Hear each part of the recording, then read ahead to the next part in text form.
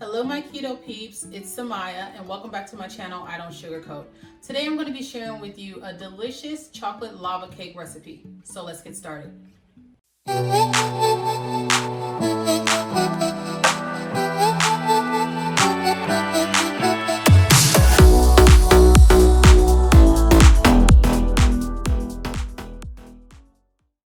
Okay, today's recipe starts off with 2 tablespoons of Lupin Flour. So we're gonna add a teaspoon of baking powder to our Lupin Flour.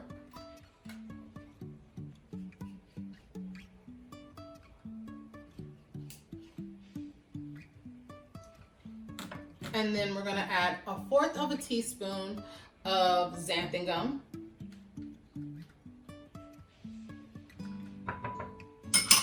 And now we're just gonna give that a quick whisk to incorporate all the ingredients.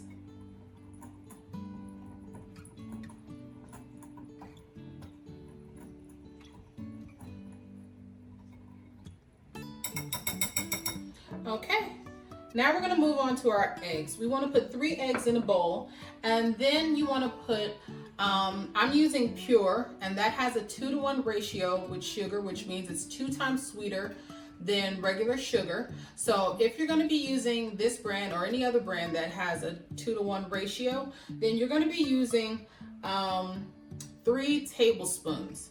But if you're using a 1-to-1 ratio sweetener, you're going to want to use 1/3 of a cup. And you just want to pour that into your eggs, and then we're going to use our hand mixer here, and we're going to beat this for about a minute or 2 until it's nice and fluffy and frothy.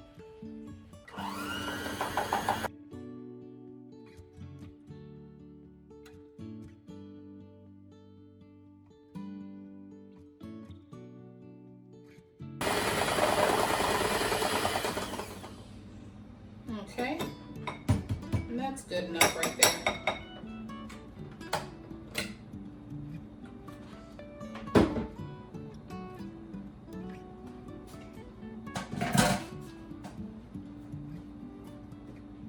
Okay, now over here I have a pot set up. There's water in the bottom, and I'm going to turn my eye on here.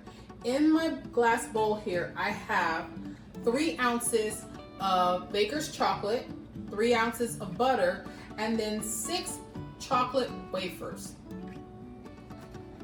Okay, now I just want to make note real quick that if you're using the baker's chocolate like this brand here, you're gonna get a really good carb count from this, because it has 4 total carbs but 3 dietary carbs, so it comes out to 1 net carb. But if you're really looking to step the game up and get a really decadent taste to this cake, and if you don't mind adding the few extra carbs, I would suggest going with the Ghirardelli. Yes, it has 3 net carbs, so you're going to be adding 2 net carbs per ounce, but this is just a better quality chocolate all around, so I would suggest using this if you can afford the carbs. But if not, using the baker's chocolate will work, and I'm actually using this today because I don't have 3 ounces of this left. So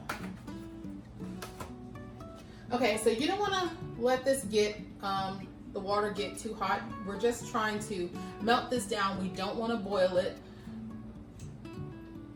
and we don't want it to get too hot because we are going to be adding this to our egg mixture. So we just want this to get a nice melt on it.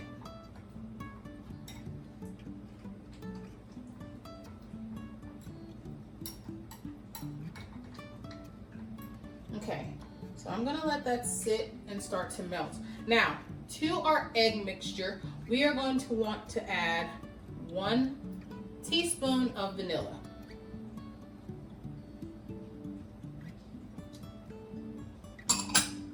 And then we're going to add 1 teaspoon of espresso powder.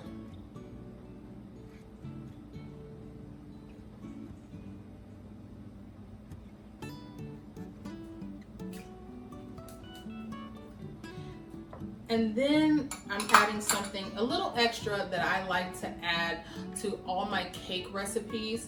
I'm gonna share with you guys one of my favorite ingredients that I like to use, and that is cake batter extract. Every time I say that word, I get tongue-tied. Extract. Okay, this is one of my favorite things to add when I'm making any type of cake or whatnot on this keto diet, because it just really gives you that flavor that it kind of is missing. So I just love this stuff. I don't know how they managed to bottle cake batter, but it's freaking delicious. It smells delicious. It smells like cake batter. So you want to add a teaspoon of that. And lastly, we are going to add in our Lupin Flour mixture. And now we're just going to fold this in. We're not going to whisk it. We just want to fold it in. And I know it might seem like we're only using a little bit of Lupin Flour compared to all this liquid, but Lupin Flour is very absorbent, and so it's going to get thicker really quick. So that's why you don't need to use as much.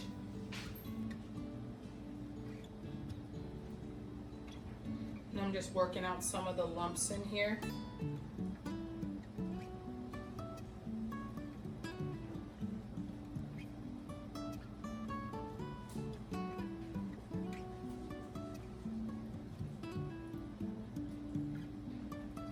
And have your stove preheating to 350.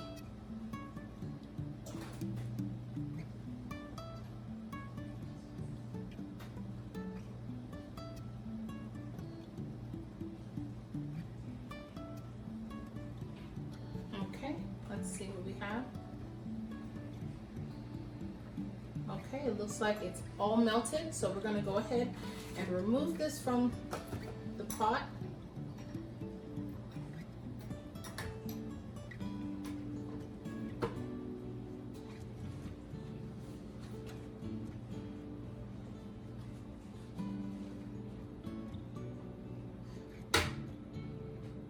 Okay, and I'm just gonna let that sit for a minute or two before we incorporate that into our cake batter.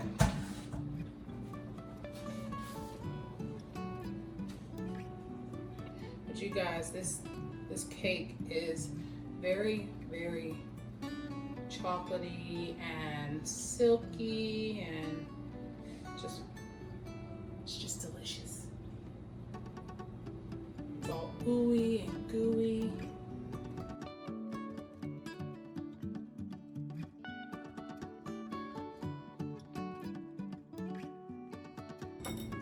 Okay, I think we're ready to add this now. Okay.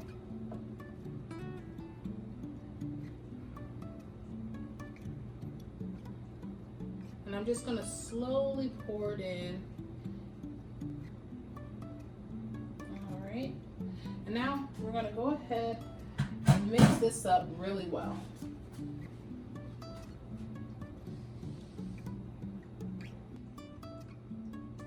All right, guys, now as you can see, your batter is starting to get very thick. You just want to keep mixing it until everything is all nice and incorporated.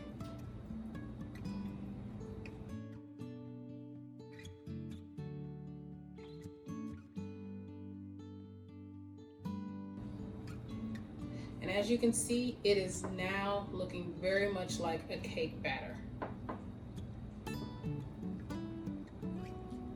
Okay, so what we want to do now is get them put into 4 ramekins. And I have 4 4-ounce ramekins right here that are already pre-oiled. And so we're just going to pour this into each one as evenly as we can. Look at how beautifully that pours in there, you guys. It smells so delicious. And that cake batter extract really helps it. Like, it just smells like chocolate cake.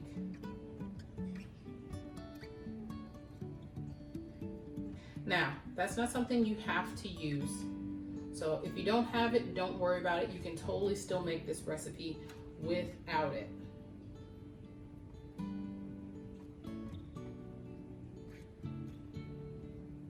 But if you have some, or if you decide to get some, I'm telling you, you're gonna love it. It's gonna change the way your baked goods taste.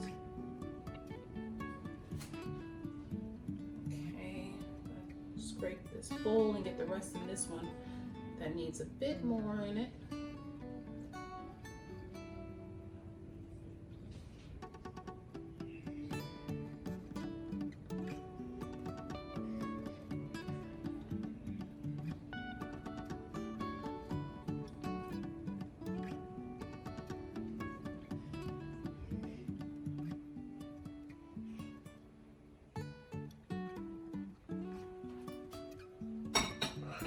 Okay, now I have them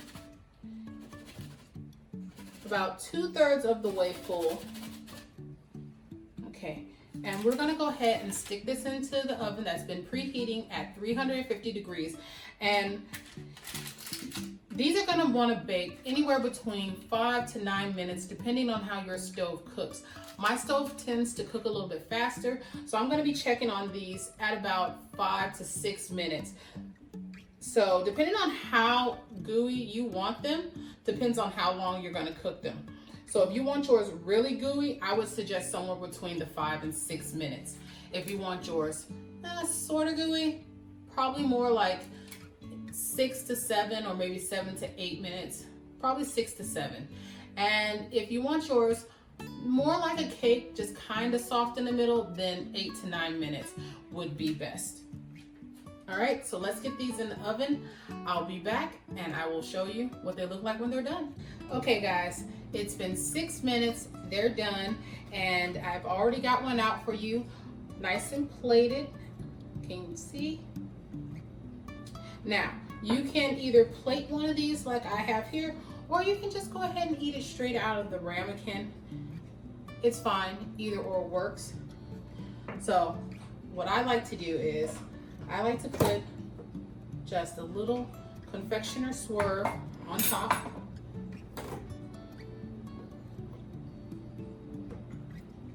Just to give a little light dusting.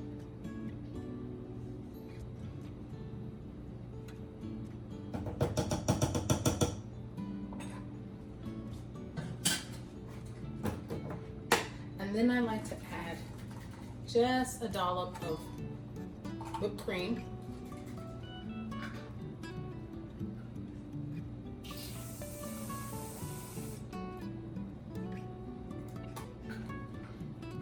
And you guys, look, how perfect is that? That is like so awesome. And now, just take a forkful off so you guys can see.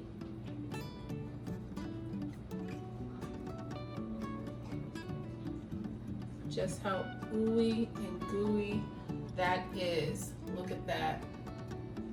And I would totally taste this for you on camera, but right now it is outside of my eating hours, so I cannot, even though I am very tempted to, you guys, like seriously very tempted to. But this makes the perfect finish for dinner. It's very simple, it's very easy, it doesn't take long to cook. So I hope you guys like this video. Give me a thumbs up if you did. If you're new here, click that subscribe button, click that little bell so you can get notifications whenever I post a new video. Thank you guys for watching this video. Thank you guys for supporting me. Until next time, bye.